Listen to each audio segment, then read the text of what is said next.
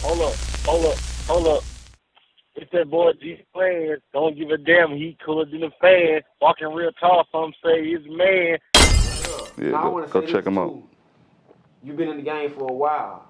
Yeah. Tell us about the Jigga City, Baton Rouge, and now the current state of Baton Rouge. Because from the old heads, man, this was Jigga City. We was out in the club, we vibes, we this every night. We Yeah. fun. Now it's like Nigga was punching niggas' faces off back in the. You know what I'm saying? Like a lot of, it was totally different. You know what I'm saying? Like I watched the whole movement from the jig movement. You know what I'm saying? To the Trill Entertainment movement, to the Mr. Kane and Scotty Kane and movement, main music, TC, and I watched every wave come through that. And so, and it's like, man, I ain't gonna lie, Baton Rouge nigga been a Baton Rouge nigga, like since the beginning of the time. But like music though, you know what I'm saying? It was like, I don't know, like the music industry was different. Like I ain't gonna lie, like rap music damn near non-existent at this point. I'm gonna tell you what I mean by that, right? Rap is one thing, drill is a whole nother thing. mess. Drill and rap is two totally different things. You see what I'm saying? Most rappers is drill artists at this point in BR. Like, I can't do that. You know what I'm saying? Man, you know how many niggas I don't like? You got niggas out there right now, I see them niggas is up right then. You know what I'm saying? Type. But I ain't about to, that man, going in the studio every day, I can't make a song without talking about a nigga. I don't want to do that. Like, you know what I'm saying? So it's like, you know what I'm saying? Man, watch my little nigga gonna hit me. Man, what you mean a nigga gay? What the? Nah, no cap though. It's like, you know what I'm saying? All bullshit. I can't. Side note, has anybody ever told you you look like King Yella without Man, since a nigga got hell, yeah. Buku. Yeah, Buku. I just noticed it because y'all bright. Yeah. You brought up drill. When a nigga grew his hair out, that nigga started saying that. Nigga, they wasn't saying that before I had that hair though. But I had hair Buku times over the years though. Yeah, but okay. yeah, man. I just wanted to throw that in there. Man, I ain't never heard dude music or nothing before, but I know him just for being on bullshit all the time on the internet. I ain't never like heard none of his music. He raw? Yeah, I mean, be honest, I He a drill rapper? song, but he's street. I mean, I say street boy. He from Chicago. Yeah, I know who he is though. He a drill rapper. Yeah. He was. But like I was saying, man, like, back in the day when BR was first getting their identity, because before jig music, let me say this though, before jig music, we ain't had no identity. Not saying we ain't had no talent. You know what I'm saying? They had niggas like, C-Loke and Young Bleed, but them niggas ain't sound no different per se. And shout out to them niggas legends, in my eyes, you hear me? Sure. Them niggas, that's what I grew up on listening to that, you know what I'm saying? But them niggas, they had a Cali, Texas, mixed with Louisiana, like, them niggas was like, you could just sit them on side, UGK or, any of them great niggas and they shit was kind of, but it wasn't like a nigga was listening at this nigga and was like, oh, that nigga sound like he from BR. It wasn't none of that until Jig came. That was our first time we ever got an identity in the rap game to where you could hear that like, oh, that's a BR beat. You see what I'm saying? Or, oh, dude sound like he from BR. So that was the very first time we was getting our wave. Man, I remember before that, I used to go out of town and nigga ain't know what it was even at. What BR even was, you hear me? Like a nigga be like, man, I'm from Baton Rouge. They be like, what's that? I be like, in Louisiana. Oh, okay, New Orleans. What? Man, I used to have to tell a nigga that Baton Rouge wasn't in New Orleans back in the game. You know what I'm saying? Now, nigga pulled up I just went to a music conference. I think it was in Atlanta. I forgot the name of that. I pulled up to the concierge came out to the truck. He was putting out the bellhop nigga. He was putting out on the little cart. Nigga was like, man, where y'all from? We was like, we from Louisiana. Nigga said, all right, Baton Rouge. I say, man, what the?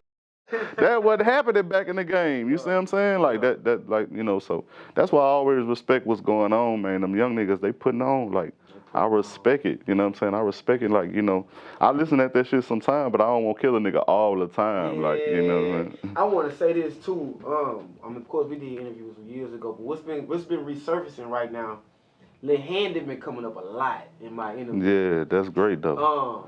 That's great. I know you paid homage to him on one of your records. Yeah. So Lil Handy is my real life homeboy. Yeah, and I wanted to get your story because I done heard people say, man, Lil Handy was this, Lil Handy was that. Yeah, that's my real homeboy. Like, I know this nigga. I want stories to be out, and then I asked Mouse about him. Mouse the one, Mouse from the track. Yeah. But I want to get your story about Man, you want to know what's crazy?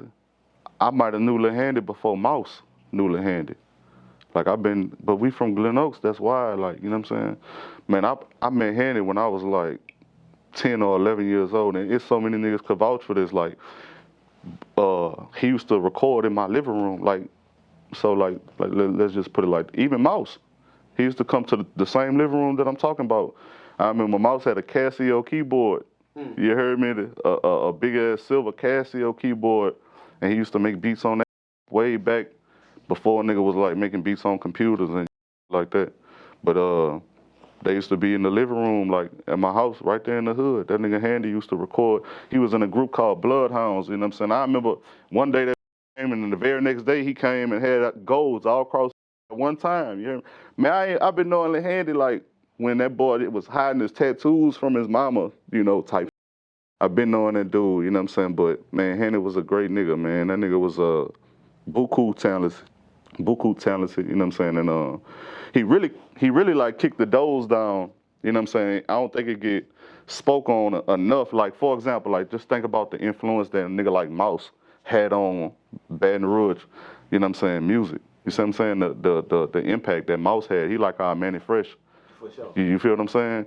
Like, Handy the one bought him the trill, or he might have been the one that bought Handy the trill. Like, I don't really know how that went, but he was like, it was Mouse and Handy, you know, before he was really locked in with Boosie and them other niggas like that. You know what I'm saying? Like, and Handy was like,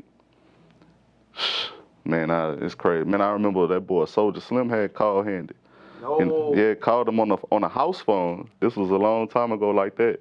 Called that boy on the house phone, you know what I'm saying? And that nigga was psyched about it. Like, we used to go to his house, he'd show us on the call ID. He'd be like, man, look there, it said Cutthroat Records or something on the call ID on the phone. Man, look, man, that nigga Soulja Slim called me. You know what I'm saying? Like, yeah. Yeah, because though everybody was saying, like, all right, DJ Wookie. That's my dog, yeah. Wookie put me on Handy. I done heard of Handy. I even asked. Y'all wasn't on Handy like when he was alive? No, it's crazy. 04, yeah, but he had a wave, like. See, the disconnect, we ain't had no internet back then. You right, so you right. Know, yeah. I know I didn't know, but until I started getting off into interviews and pulling back layers. All right, hey, it was Handy. Man, you could still catch Handy flow and cadence and a lot of niggas that it came after him. Like Mr. Kane remind me of him a lot with how he correlate, you know what I'm saying? But man, that's a Glen Oaks legend. Man, first nigga to put us on the map. Yeah. First nigga from Glen Oaks who really, well, I ain't gonna say, you know, cause you had niggas like Grip, Lower Block, you know, niggas like that. That's a whole nother.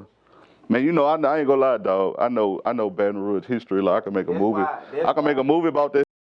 For real, man. Know, cause, man, I asked Moneybags about Handy. He kind of got emotional. He couldn't really even talk about me. He like, man. Yeah, well, you know that. So the nigga who died in the car with Handy, cool. That's Moneybag brother.